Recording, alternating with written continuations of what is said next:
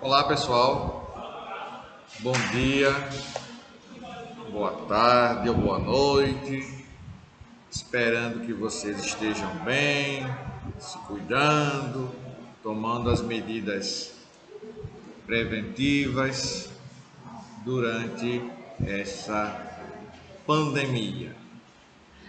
Pois bem,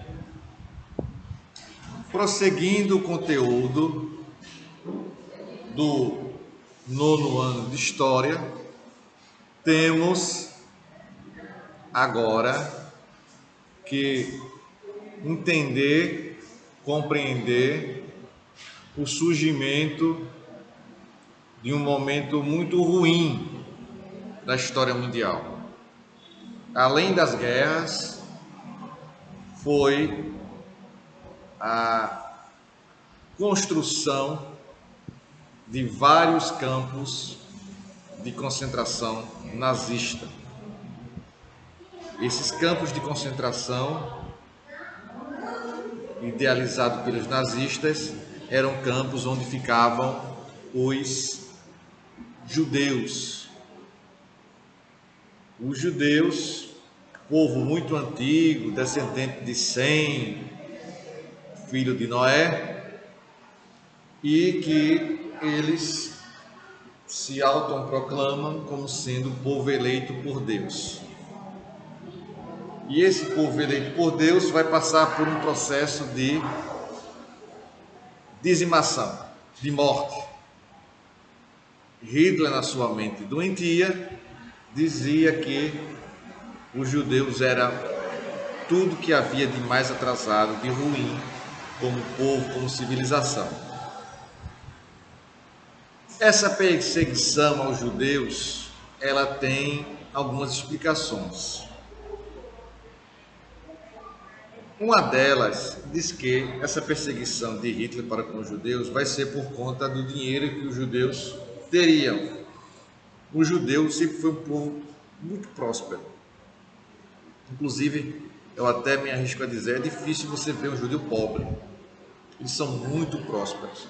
Apesar de todo o preconceito que recebeu, principalmente depois do cristianismo, depois da chegada de Jesus, vão receber um preconceito muito grande. Muitas empresas não queriam trabalhar com os judeus, não é? Esse preconceito advém de muito tempo, não é? Onde se diz que o judeu ele não fez nada, não tomou iniciativa, porque naquela época que Jesus nasceu e viveu, a única religião monoteísta que existia naquele período era a religião judaica.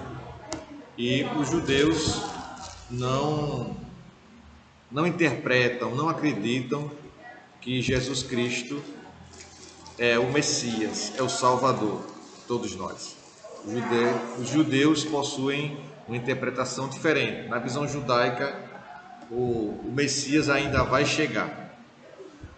Pois bem, então uma versão, voltando para a versão, para a morte dos judeus por parte dos nazistas, lamentável sobre todos os aspectos isso. Uma outra versão diz que Hitler coloca a morte dos judeus como prioridade, porque ele acusa os judeus de serem um dos colaboradores para a derrota alemã na Primeira Guerra, visto que havia ali uma grande quantidade de judeus participando dentro do exército alemão durante a Primeira Guerra, não é? E isso vai, na cabeça de Hitler, ser a justificativa para a morte de tantos judeus. No livro que ele vai dissertar para Joseph Goebbels, lá na prisão, começar a escrever, o livro Mein Kampf, Minha Vida, chamado Minha Vida, é como se fosse, guardando ali as devidas proporções, a Bíblia do nazismo. E ele lá nessa Bíblia, ele vai dissertando para Goebbels e dizendo que os judeus era uma raça inferior, não é? E põe isso do ponto de vista artístico, a arte degenerada contra os judeus dentro da Europa, dentro da Alemanha. Hitler gostava de expor essas situações. E os nazistas vão empreender lá seu objetivo de fazer experiências na área da medicina com os judeus vivos. Enfim, eu não posso nem aqui descrever de forma detalhada essas experiências que os nazistas faziam com os judeus, os corpos dos judeus, vivos e mortos. Convido vocês então para que vocês possam abrir o nosso livro na página 174, que diz assim: os campos de concentração nazistas. A Segunda Guerra Mundial foi um período bastante delicado e triste da história da humanidade. Além de um conflito que reuniu direta ou indiretamente quase todas as nações do mundo, tendo vitimado muitos militares, manchou de sangue a história por causa da criação pelos nazistas dos chamados campos de concentração. Era um trabalho forçado que os judeus realizavam nesses campos de concentração e que os nazistas também, como falei agora há pouco, promoviam o extermínio em massa. Ainda na página 174, diz assim: esses campos de concentração eram confinamentos militares em grandes extensões de terrenos, geralmente cercados por arame farpado. Para esses campos eram levados prisioneiros de guerra, mas principalmente judeus e outros povos que os nazistas não consideravam pertencentes à raça ariana. E entre esses povos, os judeus.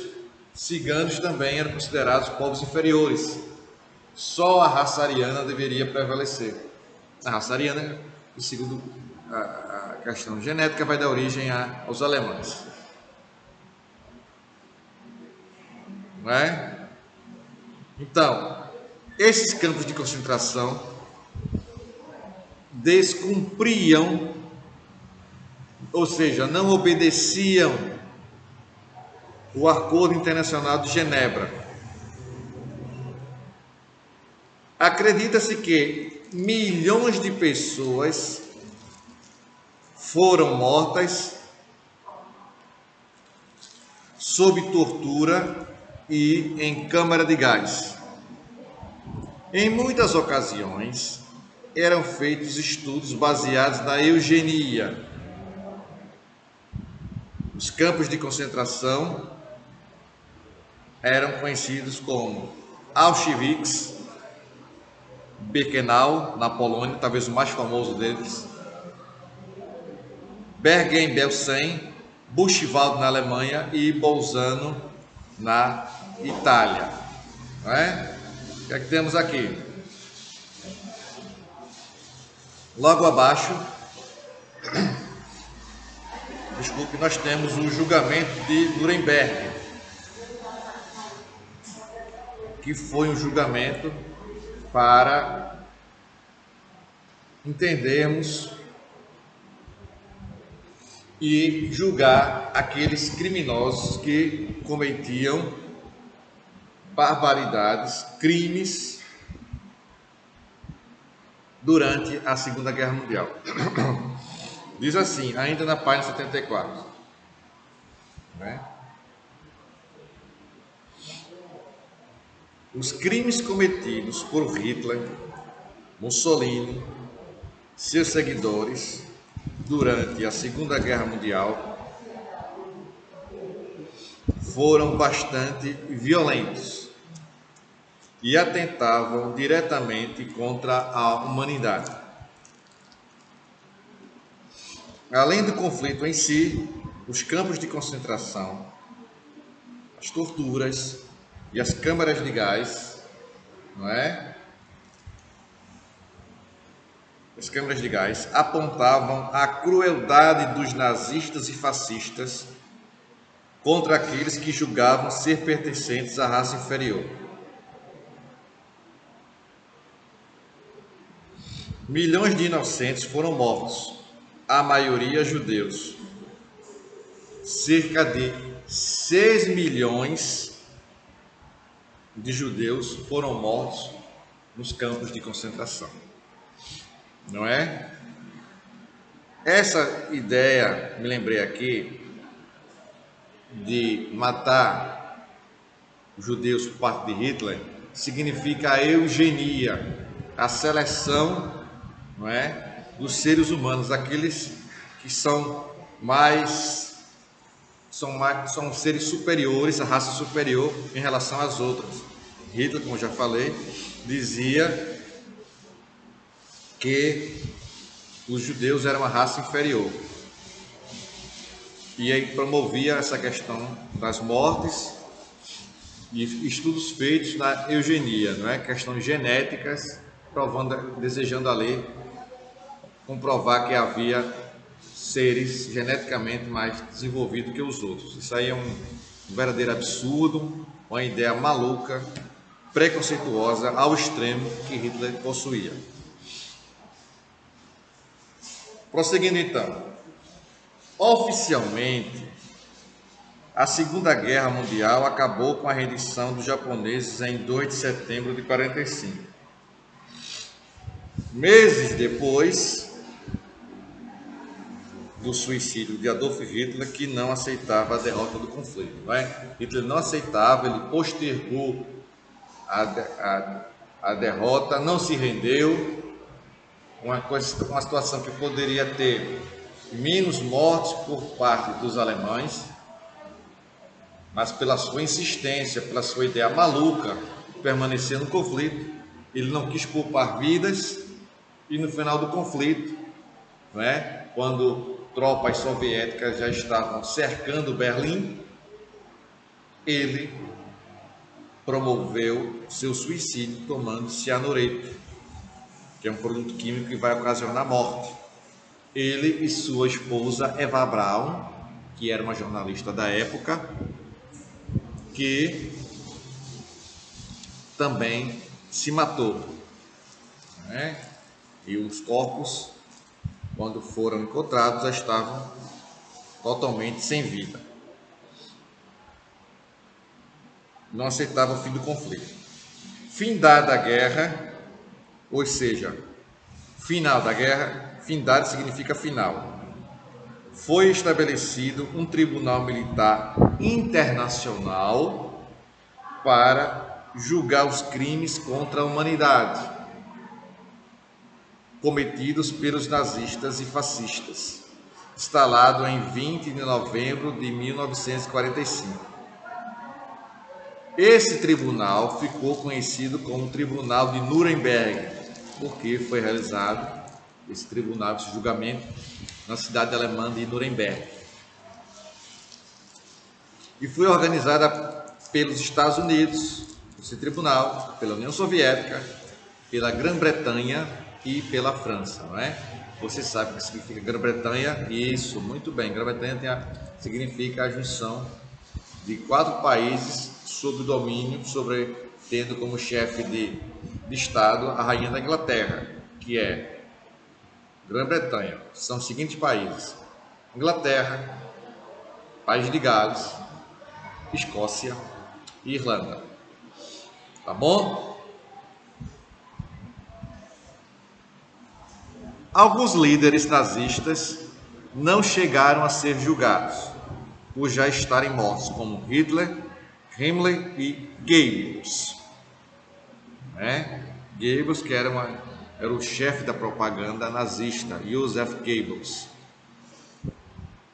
A família dele também, todos morreram pouco antes do final da guerra. Mesmo assim, ocorreram dezenas de condenações à morte, à prisão perpétua ou por tempo indeterminado. O líder nazista Hermann Göring foi condenado à morte por enforcamento. Tá bom? Saindo da página 174, vamos para o 175. Vamos continuar nessa página 175. O que é que temos aqui? Temos a participação do Brasil na Segunda Guerra Mundial. No início do conflito, em 39, quem estava no poder no Brasil? Isso, muito bem, Getúlio Vargas. Vargas vai sair do Brasil, do poder, vai perder o poder no Brasil em 45. De 30 a 45, o nosso presidente foi Vargas. E ele vai estar à frente do nosso país durante o período da guerra. No Brasil, veja a contradição, perceba a contradição. No Brasil, tínhamos um governo radical, totalitário, que tinha sido vivenciado em 37, o chamado Estado Novo. Medidas radicais à lei com esse Estado Novo em 37. E em 39 começa a Segunda Guerra Mundial. E o governo Vargas, que estava administrando o Brasil, ficou caladinho, sem se manifestar. Mas sabendo que brevemente teria que se posicionar. Ou seja, ou ficaria do lado dos aliados, ou ficaria do lado do eixo. Eixo Roma, Berlim, Tóquio. Aliados, depois de 42, a entrada dos Estados Unidos, mas aliados ali, Inglaterra, França, Austrália, Canadá. Então começou a formar ali uma grande quantidade de países unidos para conseguir derrotar as tropas do eixo. Eis que os Estados Unidos entram no conflito em 42, após o ataque japonês à base americana de Pearl Harbor. Aí os Estados Unidos agora têm motivo para entrar. E o Brasil ficou esperando. Teoricamente, do ponto de vista ideológico, o Brasil deveria entrar no conflito. Se tivesse que entrar, teria que entrar do ponto de vista ideológico, semelhança ideológica, pontos semelhantes de governo do lado do eixo. Mas isso não vai acontecer. O Brasil ficará ao lado dos aliados. E o Brasil vai ceder seu vasto território para ocupação norte-americana. Porque se você prestar atenção, o estado do Rio Grande do Norte, Ceará, se você for buscar em linha reta para chegar à Europa, não dura muito tempo esse tipo de viagem de avião, não dura muito tempo. Eu acho que 6, 7 horas de viagem vão ser realizadas e chegar lá automaticamente na Europa. E o Brasil seria importante também, da questão da localização, importante impedir que tropas nazistas pudessem ter alguma interferência aqui. Mas houve a historiografia brasileira, hoje a gente sabe que tinha presença de nazistas aqui no Brasil. E os norte-americanos, para contrabalançar essa situação, reagir contra essa situação, fez com que um percentual bom viesse para o território brasileiro no período da Segunda Guerra Mundial. Então o Brasil vai ceder esse espaço territorial para os norte-americanos, que ficaram na grande quantidade deles em Natal, vieram para Recife também, mas até hoje as pessoas que frequentam a cidade de Natal percebem ali a presença, não é, norte-americana. Inclusive, o apelido de Natal é chamada de Cidade Espacial do Brasil por conta desse episódio da Segunda Guerra Mundial, da grande quantidade de soldados, né, porta-aviões que foram para o estado Potiguar, para o Rio Grande do Norte.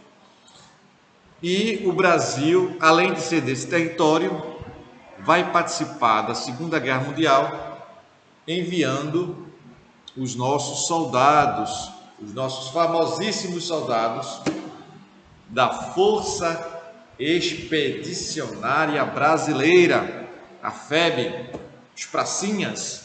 Cerca de 25 mil brasileiros foram para a Itália, para o norte da Itália. Aí você pergunta, professor, e quando esses 25 mil soldados chegaram à Itália, fizeram um bom papel, professor? Sim. Lutaram direitinho? Sim. Tiveram destaque? Sim. As tropas comandadas pelo Marechal Mascarenhas de Moraes fizeram um papel bonito no norte da Itália, não é? Em Monte Cassino, no norte da Itália.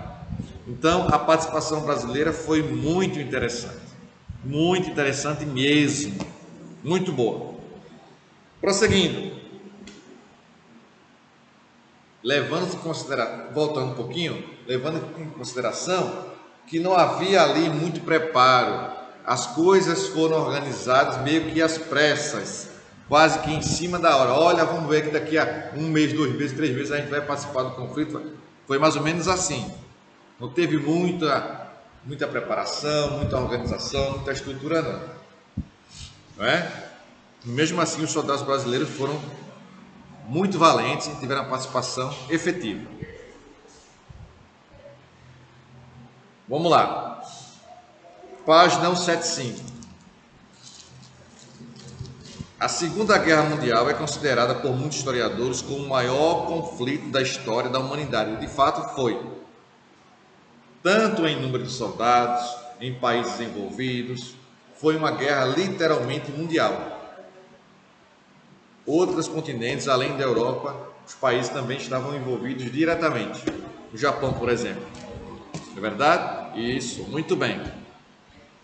Tendo vitimado milhões de pessoas, inocentes e militares, e envolvido praticamente todos os continentes e a maioria das nações, inclusive o Brasil, que eu acabei de falar.